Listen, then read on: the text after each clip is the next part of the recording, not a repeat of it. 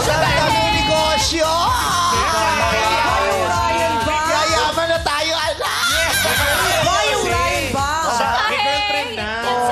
Mag-impok. Kay Tiger, oh, congrats, boss. Uy, yayaman na talaga tayo. Yayaman na negosyo, anak. Jesus name, Amen. Baka naman. Inspired si Ryan, no? Paano magkakatotoo yan? Ineme mo lang. Amen, Jesus name, Amen. Amen. Ilawin mo kasi.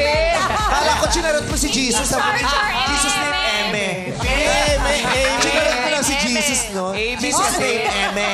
Amen.